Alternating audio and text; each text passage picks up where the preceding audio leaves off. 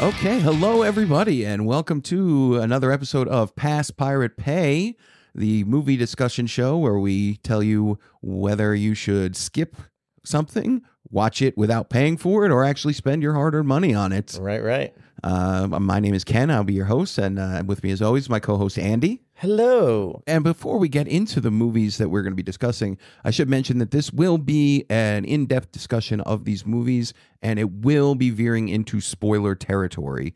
So if you do not want to have these movies spoiled, maybe you should go ahead and watch them before you listen to these episodes, because we are not going to be concerned about spoiling them for you.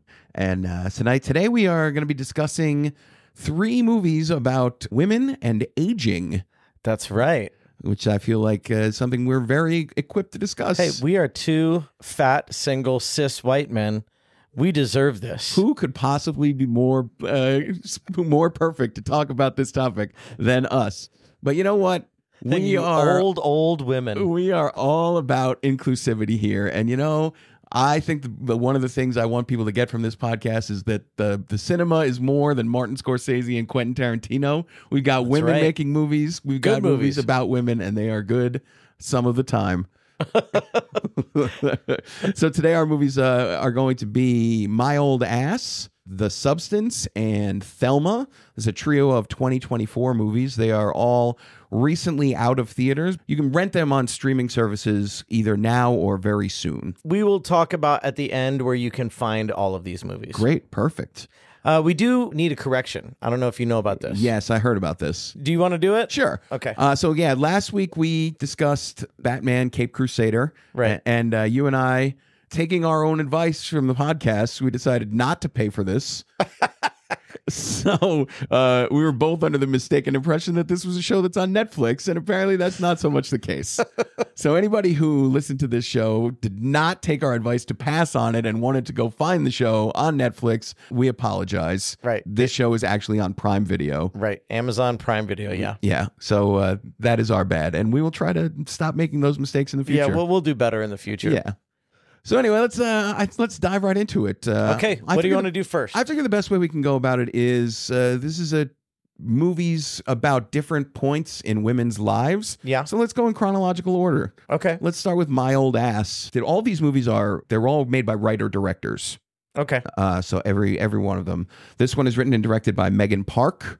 This is a filmmaker who I was not familiar with going to this movie, but it's about an 18-year-old girl who on her 18th birthday takes some mushrooms, goes on a trip, and hallucinates, or maybe not, her 39-year-old self, who gives her the lowdown on a little bit of what her life is going to be like, gives her some advice, and then we're off and running. And her old self is played by Aubrey Plaza, who I thought did a fantastic job. I could not agree more. I think she is absolutely fantastic in this movie. Like kind of snuck up on how good of an actress she is. Yeah. So the strange thing about this movie, which I did not get from watching the trailer, is that it's an incredibly earnest and emotionally honest and open movie. A coming of age movie. Yeah. And it's Aubrey Plaza is like the avatar of snark, right? That's her whole shtick. Right. That ever since she's become famous, this is what she's known for. And the choice, deadpan. Exactly. Yeah. And the choice to put her in this movie, and she, as the older self, sets in motion all of these like really sweet emotional moments, and to have her be the person that does this, I think is a brilliant choice. Yeah. And she could not be better in this part. I absolutely love what she's doing. I thought that the movie was so good that you didn't even really need the Aubrey Plaza stuff. It could have just been about this girl's experience. Yeah. And it still was interesting. Yeah, I agree with that too. But man, I don't know. I think Aubrey Plaza is far and away the best part of the movie for me. I think. Yeah. I think her performance, she's funny and she's really sweet, and when it comes time for her to get emotional, she really sells it in a brilliant and low-key way. Like she's not overdoing it, and that's I thought the whole movie was like that. That's the way I feel about the movie too. I think it does such a good job of not being super cheesy or melodramatic about anything. It's just everything is really simple. There's not a lot of like giant music cues. There's so many great parts to it where it's just two people talking, and it's just it's really refreshing. And the movie packs a really huge emotional punch. It really hit me hard. Yeah. And I could not have loved it more. Yeah, same here. That's great. The younger self, we should mention, her name is is played by Maisie Stella. This is an actress I've never seen before. Nor I. I looked her up. She has 2 film credits before this one, and I think she does just a fantastic job. Yeah. I think it's just a really well-constructed movie. So the movie starts, they live on this lake in Canada. The movie takes place in Canada. Her family is cranberry farmers, and the girl, Elliot, she just can't wait to get out of this place. That's her whole thing. But she has this little tiny power boat that she drives around everywhere. And the movie starts with her and 2 of her friends on this boat, and they're pulling into this dock, and the girl is just ramming the boat into things. She's driving with absolutely no care for what's going on. And for me, it sets the tone perfectly, right? Because the way I feel about this character is she's an asshole, but she's an asshole in the way that an 18-year-old is an asshole. Yeah. She's not a bad person at all. She's actually really sweet in most ways, but she's just a jerk. Like, all she ever talks about to all these people who live in this place is, this place sucks. I can't wait to get out of here. I saw a lot of my 18-year-old self in that. As did I. Yeah. As did I. And I think, and so one of the great things that happens after she meets her older self, her older self tells her, hey, you should really spend more time with your family. And she just starts hanging out with her family. She has 2 younger brothers and her mother and father, and she's just spending time with them. And you get the feeling these people are awesome. Her family are great.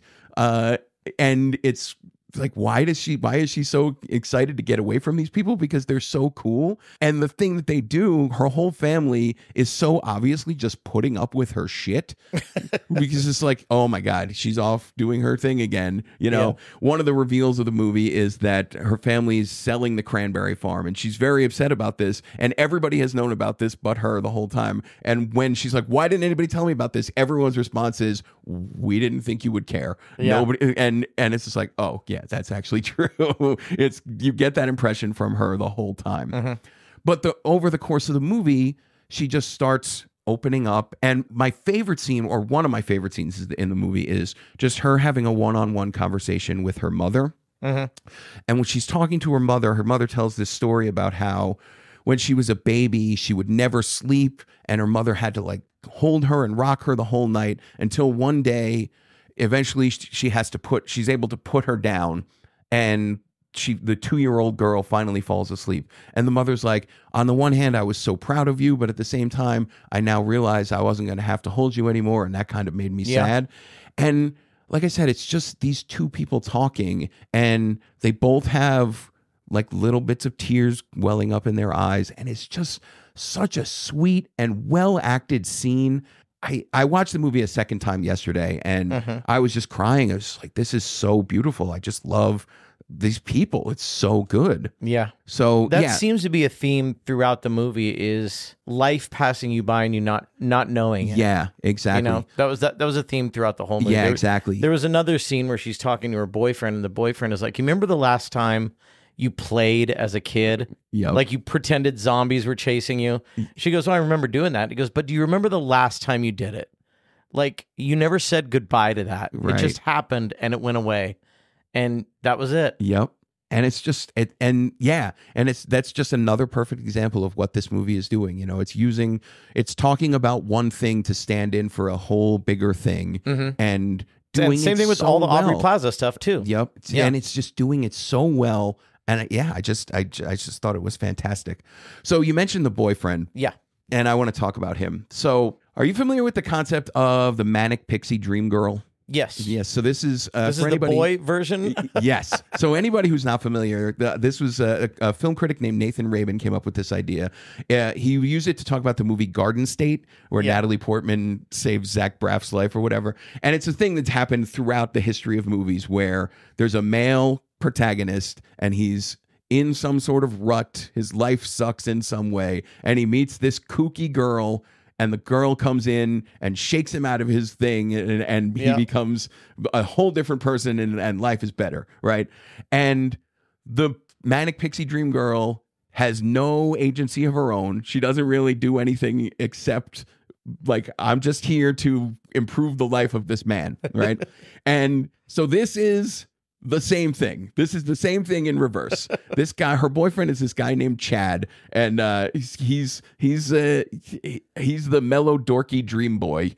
Like, he comes in and he's just like, he's weird and awkward, but he's funny. And right, but she gets a warning. Remember? Yes, yeah. Her old self tells her, "Stay away from Chad. Stay away from him." And her older self tells her this immediately before she meets him for the first time. Right. And then she meets him, and she keeps running into him because he's working. She keeps trying to avoid him. Yeah, but he's working for her father's cranberry farm. Yeah, and so she's trying to take the advice. She can't get away from this guy. And every time she talks to him, it's like he just seems like the greatest, most non-threatening boy who could ever live. And it's like, why am I supposed to stay away from this guy? And eventually she's unable to do it, and she just starts falling in love with him because he's just so, like, easy to fall in love with. Yeah. But he doesn't really have any personality of his own. He's just there to be the perfect thing that she needs at this moment in her life. I thought he was good. I thought he did a good job. Oh, no, I'm not saying the actor didn't do a good job. I'm just saying the character as written doesn't really have much of a personality except awesomeness. Like, like dorky awesomeness is just his whole vibe, and that's the only thing he's doing.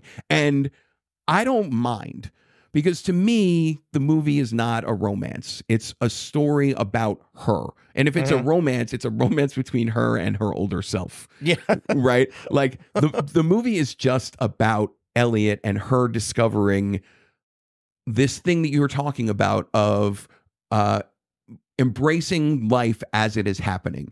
Don't look to the future so much, and don't worry about the past. Just the moment that you're in right now is beautiful, and this is what we should be focusing on. Right. Yeah. And that's what she comes to throughout the course of the movie. And I think it's really telling that the movie ends not with her and Chad off doing something. It's her alone on her boat again, just tooling around this lake that she's probably not ever going to be able to experience in the same way again, because her family is selling the farm after she goes away to college. And when she comes back, everything's going to be different. And with the way the movie ends, we're just learning that this is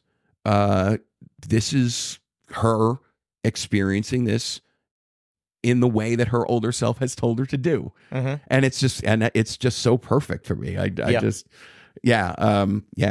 really could not have enjoyed this movie more. This is like, it's a bit of a tearjerker, you know? It is, but it's not heavy-handed. Yeah, it's definitely not. I feel like my 18-year-old self would probably have hated this movie. Like, what is this sentimental shit, right? But like, now that I have some age behind me, it's just like, wow, this is it's so great. I think it stands with the greatest coming of age movies. I think it stands with Stand By Me. The Breakfast Club, I was reminded of that. Breakfast Club. Where, you know, everybody undergoes a change. The Goonies. Yeah. I think it stands with those. It has a little bit of like fantasy mystic stuff in it. Yeah, and that's another thing. Like, it's this wacky high concept premise that this movie is going for, and the movie just buys into it 100%. Right. And once Aubrey Plaza appears, it's never questioned. It's just like, this is what's happening. Don't worry about it. And we're not left like, how is this happening? Why is this happening? None of that is important. All that's important is that she's there, and we're going to learn the lessons from it, you know? And I think that's handled so beautifully. Do you want to talk about the end? No, yeah, we could talk about the end. Okay. So the reason why Aubrey Plaza is warning her not to get involved with Chad is that Chad is going to die. But it's never discussed how or why. It's just a thing. So the reason Aubrey Plaza is trying to warn younger Elliot off from getting to him is because it's going to be this horribly painful thing that happens because she's going to fall so deeply in love with him. Yeah. And then when he dies, it's going to shake her to her core. Right. And the whole time, once she's warned, it's kind of implied that he's going to be an asshole. Right. He's going to do something bad. Yeah, to you. exactly. Yeah, exactly. So you're like waiting for that other shoe to drop. Right. And the whole time you're watching Chad and it's like, I can't figure it out. And, Right, and she is too. And she's doing the same thing. She's Yeah. like, what could possibly be wrong with this guy? I don't understand. So then we find out he's going to die. And younger Elliot is just, she says, you know, I don't care, basically. She has learned the lessons of the movie to take the moment as it comes. Yeah. And she's just like, I'm going to experience every moment I can with him until he dies. And I'm going to love him as hard as I can until that happens. And it's all going to be worth it. And you see, this is the part where I feel like this movie is not going to get Oscar consideration. But it should. If there were any justice in this world, Aubrey Plaza would get a Best Supporting Actress nomination for this movie, because this scene where she realizes that she's being taught a lesson by her younger self, and she's like, shit, you're right. This pain that I have because this guy died doesn't make up for the joy that I experienced being with him. And then as they're having this face-to-face, the two Elliots are having this face-to-face, Chad comes back along, and we get to see Aubrey Plaza seeing this guy that she was in love with 20 years before, who is now dead. And you just watch her face as she's looking at this guy, and she's introduced as the aunt, as Elliot's aunt or something like that. And then they say their goodbyes, and as younger Elliot and Chad are about to go away, Aubrey Plaza version and Chad have this hug, and you're just watching them hug each other, and the camera shows Aubrey Plaza's face, and she's crying, and she's just doing so much great emotional work with her face. Yeah. I didn't know. I've always loved Aubrey Plaza just because I think she's really funny and good at doing the thing that she does. Yeah. But I had no idea that she had the range to do this thing that she's doing. Yeah. And it totally surprised blew me too. away. It totally blew me away. Yeah, just fantastic. Yeah. They gave Anne Hathaway the Oscar for singing one song in Les Miserables. Yeah. They can give Aubrey Plaza the Oscar for this. I just don't. Best supporting, they can give it to her. I just don't feel like this is the kind of movie that gets Oscar love, which is No, but that's been kind of upended lately. Yeah, you could be right. You know? You could be right. I mean, I certainly have no thought that she might win. If she were able to get a nomination, I think it would be huge win. When you and our circle of friends were talking, say, oh man, if it was just a just world, Everything Everywhere All at Once would win all the awards. Yep, that is but true. it's not. It's not going to get shit. Yep. It's coming out in the summer. Yep. Nobody's going to remember this. And it won. It just toppled the Oscars. Yeah, you're right. You're right. So I hope I'm proven wrong because, Yeah, this seems like a dark horse to get it, I think. That would at least a nomination. That would make me so happy just because. She deserves it. All right. So is that the end of your so that's the end of this review. That's the end of this review. All right. So I think I can guess where we're going on this. But I'm going to ask anyway. Yeah. Ken, is it pass, pirate, or pay? This is 100% unequivocally pay. Pay for it. And right now I don't, as at the time of this recording, I don't think it's streaming anywhere yet. Yeah, as of now, it is not. It's in limbo right now between theaters and streaming. Yep. So, but when it comes out, find it, watch it. Do yourself a favor and watch this movie, and do the creative forces behind this movie a favor and give them some money, because this movie is 100% worth it. Please pay for this movie.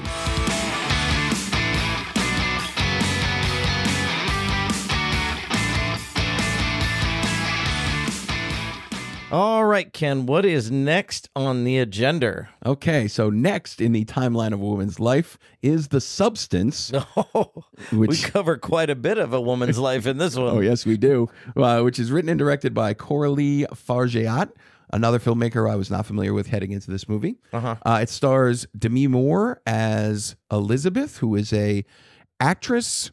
She's an actress who has her own morning workout show like Jane Fonda. It's also revealed that she has an Oscar, so I'm guessing the Jane Fonda vibes are pretty much intentional. Yeah. It's not really clear when this movie takes place. It seems to be simultaneously now and the 1980s. Oh, maybe. It's what it seemed like to me. It's kind of hard to tell. People are dressed in mostly modern kind of ways, but there are cell phones. The whole thing feels very 1980s to me as well on that. So yeah, I think televised workouts seem 1980s. Very much so.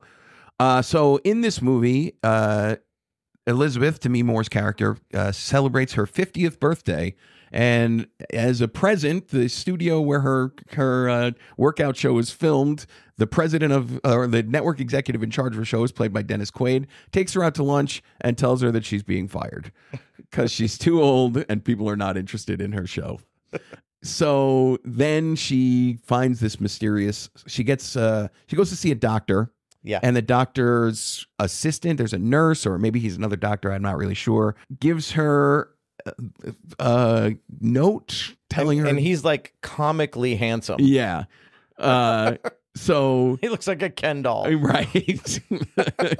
So he slips her this note telling her where she can get some sort of substance with vague promises to restore her youth. Yeah. And it doesn't take long before she decides to do this. And through various very disgusting means, she gets this substance into her, and out of her body spouts a younger version, who is played in this case by Margaret Qualley. Out of her spine, I think. Yes.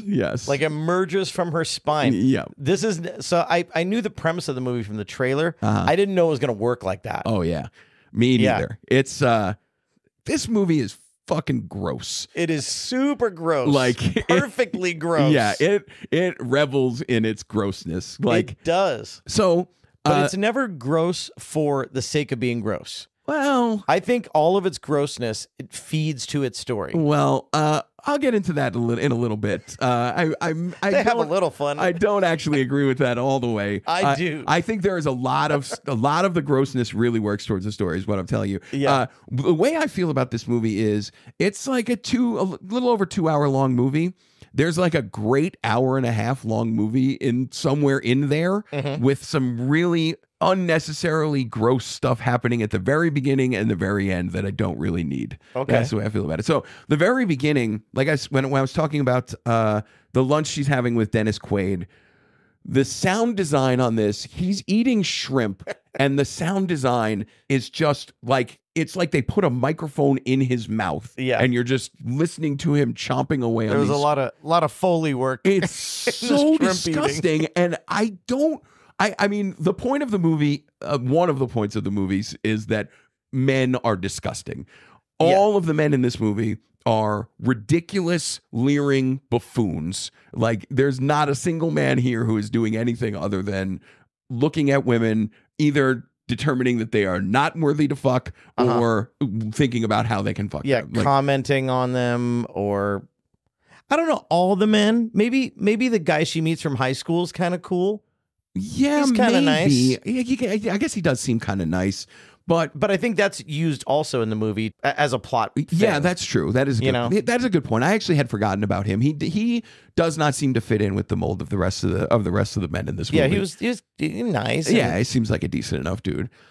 But anyway, so she takes this substance, and like you said, it's like a giving birth through the spine kind of situation where it pops out of you. Margaret Qualley emerges from Demi Moore's back.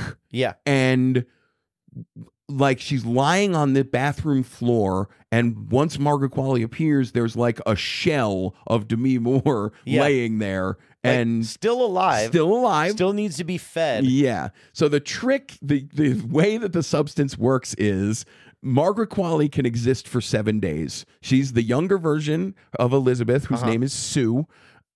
She can exist for 7 days, but after 7 days, she has to get back in the Demi Moore suit. Right. And Demi Moore for 7 days can go out and be alive for 7 days. And they do 7 days on and 7 days off. So while Margaret Qualley is around, she goes and auditions to be Demi Moore's replacement on her workout show. Right. And she comes out and she's looking sexy as hell, and all the studio executives are like, you're hired immediately. And she tells some story about how she has to look after some elderly relatives, so she has to be away every other week. So, and they're like, to get you here, we'll do it. We'll do whatever and it takes. this is what I thought was good. Because I was going to think, oh, they're going to tell her she can't. Right. And she's going to have to like figure out a way to live longer and they said, no, it's fine. Yep. Whatever you want. They We're put ready to all do of it on her. Yep. You know, it wasn't the gross men's fault. Yep. It wasn't society's fault. It kind of was her thing. Yep. So eventually what happens is Margaret Qualley she decides she likes being out in the world too much, so she starts extending her time beyond what she should be doing. Right, because they set up like a series of rules. Right. You know, like more technical than just 7 days on, 7 days off. Right. She has to take these injections. Like she has to suck out stuff from Demi Moore's spine. Yep. And insert it into herself as a stabilization. Right. Like exactly. each day. Yeah, exactly. So eventually she starts doing this for longer than she should. And the first time she does it for an extra like day or something like that. Yeah. And when she goes back into being Demi Moore has, what is this? It starts with her hand. It's like a fucked up finger. Yeah, like her a fucked finger, up witch finger. Yeah, she has like a 112-year-old woman's finger. It's super gross.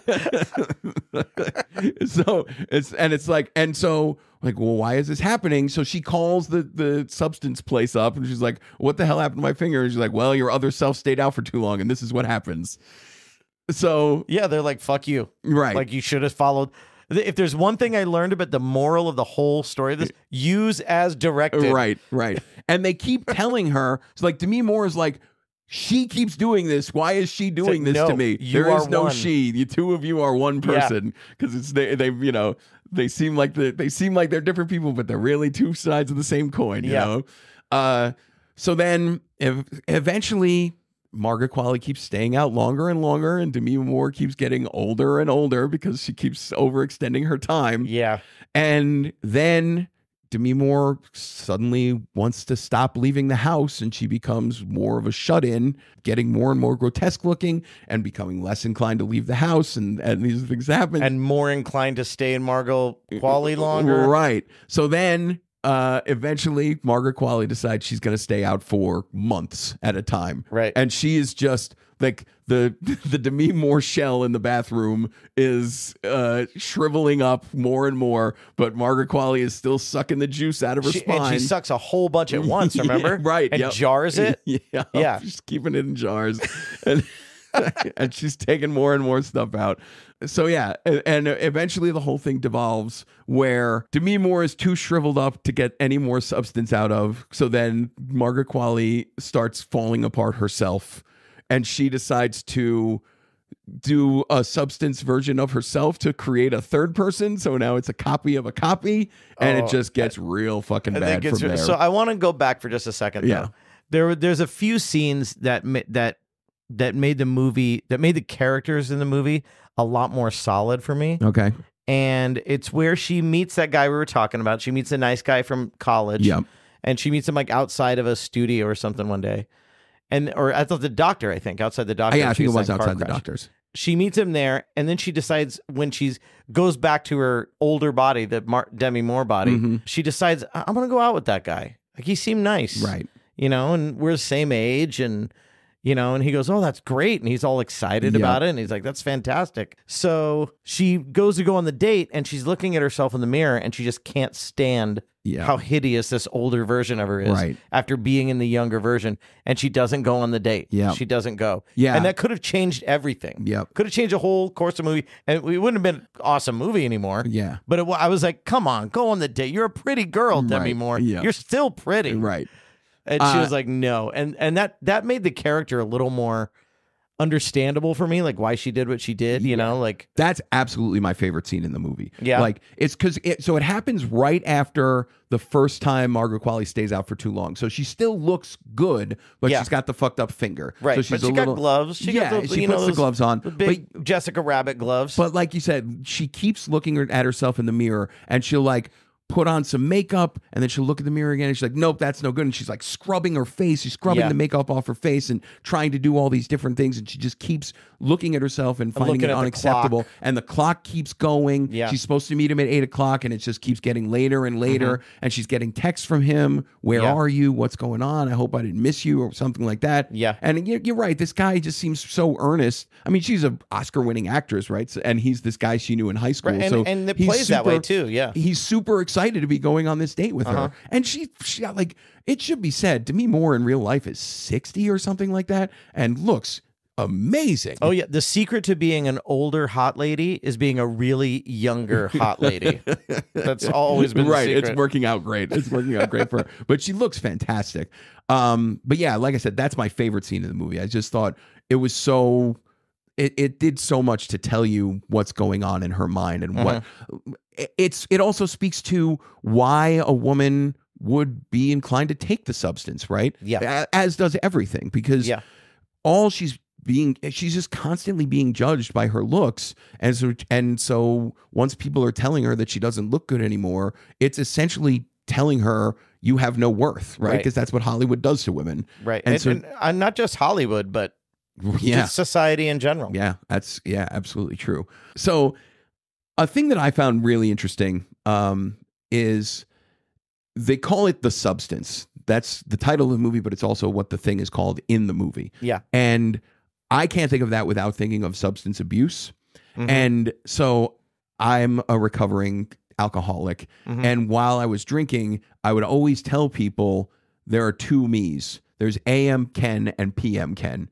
And PM Ken hates AM Ken. He doesn't give a fuck about what that guy has to do. He's going to get his shit. He's going to get drunk. And whatever happens, AM Ken can deal with the consequences. And I don't give a fuck. So you kind of related It's to this? exactly what's going on in this movie. Like, I thought it was so good because it's like the main thrust, the main idea of what the movie is about women and beauty, but it's also I think it's a really interesting movie about substance abuse, and I think it is literally substance abuse. Yes, she's abusing the substance. Right, exactly. She fucks it all up. I don't think it's a coincidence that they call this The Substance. I think that like we're supposed to take substance abuse from this movie, and I recognize that so clearly in this movie. I see addiction as such a huge aspect of what this movie is trying to say. Yeah, so that was one thing that I thought was really interesting. This movie has a lot of really interesting ideas, you know? Oh, yeah. I did think it kind of hits you over the head with the social commentary a little hard. Yeah. But like in that world, with that premise, I didn't mind that. Yeah, I think the filmmaking is really over the top. This is not a subtle movie, and I don't garish colors. And I don't mind it. I think that I think it serves a purpose. Yeah, like this movie is really, really hyper focused on bodies. Like there are a lot of just really close shots of both Demi Moore and Margaret Qualley's bodies, and it alternates between these things. Like they're really sexy. We're supposed to see these things and be like, wow, this is really sexy. This is a really sexy person. But it's also really gross. Horrific. Yeah. So it's like, this is what the human body is. You may find some of these things sexy, but it's also like just a meat sack. It's disgusting, you know? and I think the movie does a really good job of showing that too, you know? So let's talk about phase 3. Yeah. So go ahead. This is where the movie loses me. Really? It absolutely. I thought this is where it just. I knew you would. I knew you would. When I told you that you need to see this movie, it goes from good to guar. Yeah. When I told you that you need to see this movie, this is what I was thinking of because I knew you would love this ending. Oh, I was giggling like a schoolgirl. Yeah. So after Margaret Qualley decides to substancize herself to make a third version, right? It goes horribly wrong, and she just becomes a mutant monster. Yeah, with like. And that has a name too, right? Yeah, it's like Monstro Sue Ellen or something. Like a Lizzo Sue Monstro something. And it's just, and so the climax of the movie, the thing it's building towards is this New Year's Eve show that Sue is going to be hosting, and everybody's all excited about it. And Sue is falling apart, so she's like, I can't host this thing. Her teeth are falling out. Her fingernails are coming off. So that's why she decides to create because this she has new no version of herself. stabilization anymore. Right. because because she killed her other self. Yes. Yeah. So now when she creates the third version of herself, Monstro Elizosu comes along and she goes to host the New Year's Eve show, and everybody in the audience is just looking at this like monster freak thing, like non-human. And I also want to say about the monster that looked practical. Yeah, I think I'm you're not right. positive. I think you're right. It's hard to tell nowadays. Yeah, but it looked like a practical effects. I think you're right. I don't think it's CGI. Yeah, I thought it looked great. Yeah. Demi Moore's face was in its back, like screaming. Yep. Like in a frozen scream. Yep. It's so. And then eventually the Monstro starts spewing blood everywhere, just all over the audience. Audience is completely splattered with blood. All the dancers on stage, everyone is just covered in gore and blood, and it's I have to admit it's hilarious. It is. Like, and she's like saying, "It's me, it's you." It's really, really funny. I can't deny that it's really, really funny. But I thought that the movie was so full of interesting ideas, and then at the end we're just like, okay, now forget all that. We're gonna have this really, and it's like really cathartic. Like in the end, it's like, payoff. It's like the payoff, right? Like all of these horrible people who create Sue are now literally covered in their own mess. Yeah, because Monstro is just bleeding, spewing blood all over all of them. Mm-hmm. It's like the end of Inglourious Bastards, where Hitler gets shot in the face 150 times. It's just like, this just feels really good. We really want to do this. But I feel like once Monstro shows up, the movie has decided to stop being an idea movie and just start being a visceral movie. Yeah. And that's what loses me. Even though I was laughing a lot, I just don't need it. And I feel like it's the end of a different movie. It's the ending of a wrong movie. Yeah. When I was watching this, I was watching the movie, and she turned into the Monstro. Yeah. And I'm thinking the credits are going to roll. Yeah. And it says Monstros, and it's a whole third act. Yeah. Yeah. Like there's a whole thing of the monster. Yeah. And I loved it. I thought it was like, for me, like over the top gore like that, especially if it's part of the story. And I think it was. Yeah. It just, the thing when I saw the trailer, I'm like, and I heard about how gory it was. I'm like, how far are they going to go? Right. How far are they going to go? Yeah, yeah. And I was like, oh yeah. Yeah. It's just, I don't know. It felt like the wrong ending for me. It just, I feel like the movie was so much more interesting than the ending was. Yeah. You know? I get that. I get that. And if it would have rolled as soon as they showed the monster. Yeah. The credits rolled as soon as they showed the monster. Right. I think that would have been a good ending. Yeah. I'm not a squeamish person, and I enjoy, like I said, I really thought it was funny. I enjoy the shock value of these kind of things. Mm-hmm. But if the whole movie had been like that, it would have been different for me. Whereas, like you said, for most of the movie, the disgustingness is serving the story. Mm-hmm. And the ending, it just didn't feel like that was the case for me. I just didn't, it felt totally wrong to me. I thought it was fun. Yeah. Yeah. What about the very ending? I kind of liked how they did that. Where the monster just kind of dissolves. Well, yeah, but at the very beginning of the movie, do you remember? No, it's the star on the Walk of Fame. And somebody spills like a hamburger on it, and there's ketchup everywhere. Yeah. And then the end of the movie, the Demi Moore's face like slithers onto the star, and then just melts onto it, and then the street cleaners clean it up. Yep. And I'm like, it's just an allegory for Hollywood, you know, just like, we'll throw you out, we don't care.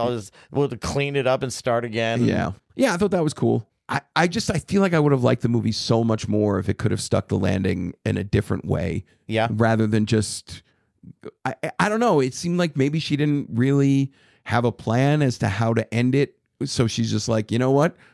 Let's give the people what they want. Well, it did feel like it was building up to that, though. Yeah. Like, I feel like it was a gradual build up to this, and then it was just like, yeah. And for me, I thought it was really fun. Yeah. I like that ending. Yeah. Fun is definitely right, but yeah, didn't work for me. Did not work for me. So, Ken, do we... on the substance. Yes. Is it pass, pirate, or pay? So for this one, I'm going with pirate. Yeah. Yeah. I liked it. I think it's worth watching, but the ending just kind of took away from it from me. So I Okay. don't think you need to give this one your money. Okay. I'm going to go with Pay. Yeah, I'm gonna go with fully Pay. expected that. I'm a fan of John Carpenter's The Thing. Yes, you and are. I got a lot of vibes from that, especially at the end. Yes. When I walked out of the theater, I said to the person who was watching with me, I said, boy, that reminded me of John Carpenter's The Thing. And he's going to love this movie. That's what I said. And I did.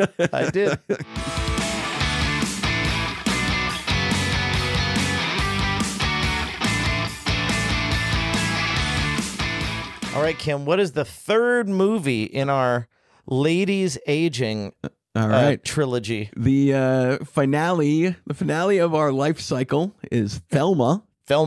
It's written and directed by Josh Margolin. And it stars June Squibb as an 80-something-year-old woman. Yeah, 80-ish, yeah. Yeah. It's about her coming to terms with not being able to do as many things as she once was. Mm-hmm. So the movie it's kind of a caper movie. It's a little bit fun. So the movie starts out, Thelma and her grandson, who's very affectionate towards her, loves her. Mm-hmm. He's 20-something years old, and he spends a lot of time with her. They're going through her emails, and it's just setting the scene in that she doesn't really know how to use technology.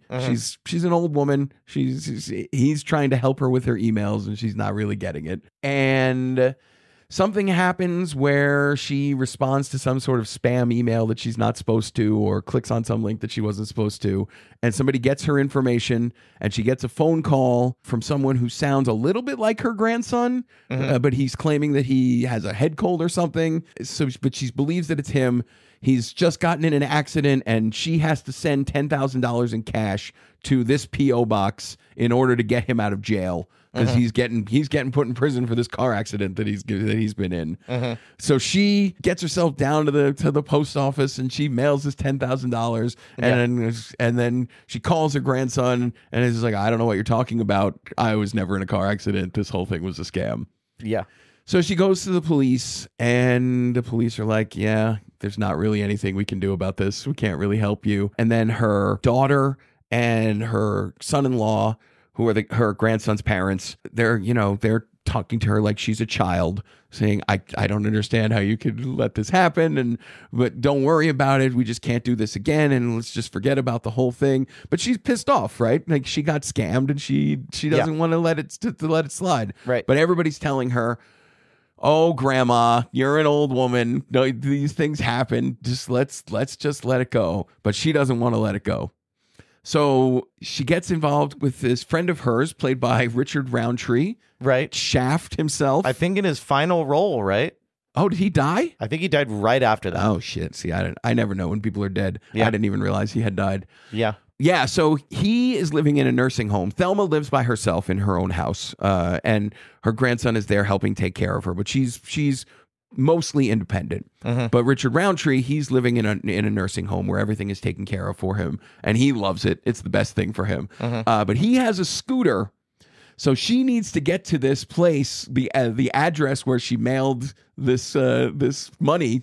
She's going to go down to the post office box and stake it out and find the people that took her money, and she's going to take care of business. Yeah. So she steals his scooter, his little rascal, and if she tries to get away, but he's like, "You're not getting away from me. You take my scooter with me." So the two of them hop on her scooter, and they go to track down these scammers who have taken her money. And so one of the things I find really fun about this movie is the score. The way that the movie sounds, they have put this soundtrack to the movie to make it seem way more adventurous than it is, because it's a very low stakes movie, but it's putting like Ocean's 11 kind of caper music to the score, every time, this scene is transitioning, they're riding in the scooter and it's like this really dynamic music is happening. I think it's really cool. It's just like bow, bow, bow. It's just really cool. I think it sounds really cool. The sound in this movie is also really cool because one of the tricks they keep using, Thelma has a hearing aid. Richard Roundtree also has a hearing aid, and they're controlled through their phones. So the movie does interesting sound design stuff where she takes the hearing aid out and you hear like a little whine, and then all of a sudden you hear nothing and the sound just turns itself all the way off. And that sounds really cool. And then there's a scene where she and Richard Roundtree want to be able to monitor. She goes in to confront the thieves, and Richard Roundtree is staying outside to like call for help if need be, but they swap hearing aids with each other so they can listen to each other's conversation. They listen to what's going on each other's phones. Yeah. And it's just really cool. It's a really cool little thing that's happening. So that part is, it's really fun. It's just a really fun movie on the whole. I don't really know. I have a hard time with what this movie is going for. I feel like it's trying to say that we're doing too much like infantilizing of elderly people because it doesn't really treat them very well. But at the same time, they really make fun of old people a lot in this movie. Yeah. Like there's a lot of jokes at old people's expense. Like there's a running bit where Thelma keeps encountering people on the streets, just other elderly people. And she's like, do I know you? And then the other elderly, do I know you? Do you know Joe? Oh, I don't know if I know Joe. Do you know Tom? Maybe. And it's just like she never knows any of these people, but this is just what old people do. It's like, it's very strange. And then there's at one point they go to visit another elderly friend of hers because they're aware that she has a gun, and Thelma wants to get a gun so she can shake down these people who took her money. But when they go to visit the elderly friend, the friend is clearly in the deepest part of Alzheimer's, where she just doesn't really know what's going on. There's bugs everywhere in there. Yeah, there's cockroaches all over the house, and it's like she's living in this really filthy spot, and she's in this chair, and it's like, when was the last time this woman got up out of this chair? It's not really clear. It doesn't look great. At one point, when they say, they're like, how are you doing? And she goes, I'm alive. And they're like, oh, that's great. Like, it's just like, so I don't know. The movie does a lot of talking about the idea of independence versus comfort, right? Like solitude versus companionship. Yeah. Where Richard Roundtree lives in this nursing home and he loves it, and all of his needs are taken care of, and he's got this community of people around him, but he's also not independent. He's not a functional adult anymore. He's just no longer a member of society. Yeah. And then the other side of that is this senile elderly woman who's living by herself, but she has also been forgotten by society, but no one is looking after her. Right. And we get the impression that she is just waiting to die. And Thelma is in between. And we're like, what are we doing? Does she want to go and live in this retirement home and give up her independence? Or would she rather stay on her own and possibly wind up like this other friend? Yeah. And the movie doesn't really give an answer to that, which I think is okay. And I'm not looking to have the movie explain that, but it's an interesting dichotomy.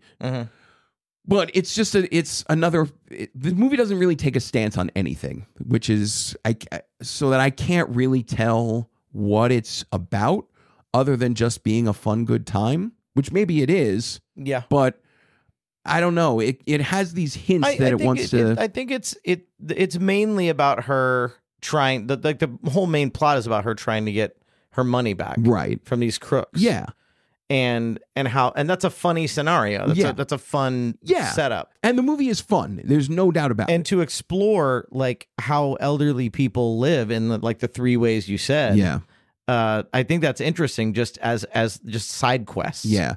You know? I just feel like the movie is giving us glimpses of ideas that are never really seen through, you know?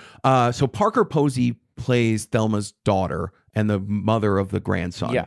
And there's an interesting thing where she talks to both her mother and her son in the exact same way, where she's just constantly mothering both of them. Oh, you should be doing this. Oh, you should be doing that. Where they're both adults and both being treated like children. Yeah. You know, and it's just like, maybe we should just be letting adults be adults. But then at some point, sometimes people need being taken care of. So I don't know. Like I said, it feels like the movie wants to say things and then often just discards them in favor of fun. Okay. And I'm okay with that. You know, it's a fun movie. I really liked it. And it's kind of sweet, you know? Yeah, I liked it too. I went with my mom and saw it at the movie theater, and it was a perfect mom movie. Oh, yeah. Yeah, I'm definitely this is another one of those movies that I don't think is available for streaming if you pay for it. So it's not a movie that you can get by subscribing to a service yet. No, yeah, that's correct. Right. Obviously, it's a great mom movie. Like when my mom, as soon as it comes to one of the streaming services that you can subscribe to, I'm definitely going to tell my mom to watch it, and I'm sure she's going to love it. It's just one of those movies. Yeah. It's a really good mom movie. Do you want to talk about the end? Yeah, what do you mean? Oh, when she confronts yeah, so it turns out the mastermind behind the whole thing is another elderly guy. He's played by Malcolm McDowell. You know, reprising his bad and nature. his grandson, right? Yeah, he's this is what happens to little Alex from Clockwork Orange. When it's 50 years down the road. And he's got oxygen. He's got an oxygen tank and he's breathing through. And his grandson is the one who impersonated Thelma's grandson on the phone to get everything going. Yeah. And he can't work his computer either. And Malcolm McDowell is constantly insulting his grandson. And once the grandson finds out that he's being insulted so many times, he's like, all right, screw this. And he decides to stop helping. So Thelma's trying to get Malcolm McDowell to transfer the money back into her account, but he can't work the computer either. So she has to call her grandson up, and he helps her get the transfer to get the money transferred back into her account. Yeah. They're like, well, won't he just be able to undo this? And then Thelma takes the gun that she stole from her senile friend and shoots the computer several times. He's like, now we solved that problem. And she got her money back, and it's like all's well that ends well. Yeah, and there's a lot of like back and forth in the relationship between Richard Roundtree's character and her too that is really good. Yep. Yeah, he's clearly this really like vivacious old guy, right? He's full of life, and he's always trying to get her out and doing things, and she's, you know, it's hard because she's old, you know, and but yeah, they have a really cool relationship. And at some point, she leaves his scooter out in the middle of the road and it gets smashed by a car. So which I didn't see coming. Yeah, no. So now they have no scooter, and it's just, you know, they're in the ghetto. Yeah. So now she's got to buy Richard Roundtree a replacement rascal. But yeah, I mean, it's this movie is very low stakes.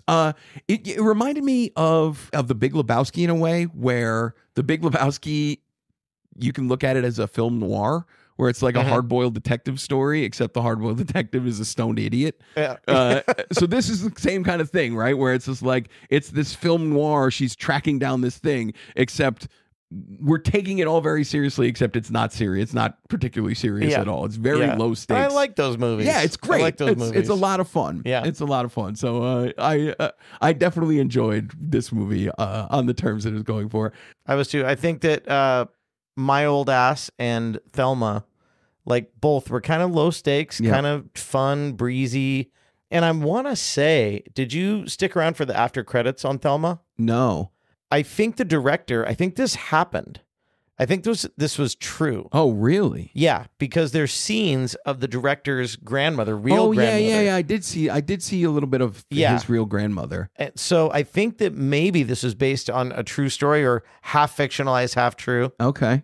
So we come to the big question, Ken. Yes. Is it pass, pirate, or pay for Thelma? All right, for Thelma, I'm going to put this in the pay category. Pay category, Yeah. right on. Yeah, I think this movie is worth your money. It's a good time. And listen, for all you filmmakers out there who have made these movies that are listening intently to our podcast, it's high praise to get a pay from Ken. Yeah, I agree. It is high praise. I hand out pays a little more liberally. Ken does not. I feel like if you put down money for this movie, it's going to be hard for you to be disappointed. This movie succeeds on its terms, and there's no two ways about it. It does. You leave the theater a little happier. Yeah. Yep. It's just a movie that works, and I like it. Pay. All right. So let's recap real quick. All right. So we had our first movie, which was My Old Ass. My Old Ass, and that was a pay for sure That from is both of pay. us. Absolutely. Then we had The Substance, the gore fest about beauty and aging, Yep. and that was Pirate for you, Pirate for me. pay for me. Yep. And then we had Thelma, which was pay for both of us. All right. That's great. That's how it is. We've done well. See? Two fat white dudes. We can talk about women's issues. We can. I mean, we liked all three of these movies. This is We did. We've reviewed 3 good movies today. Yeah, I'm pay. Yeah. I'm 3 pays. I mean, fantastic work. yeah, great stuff. Yes. Good job, ladies. Keep it up. Oh no.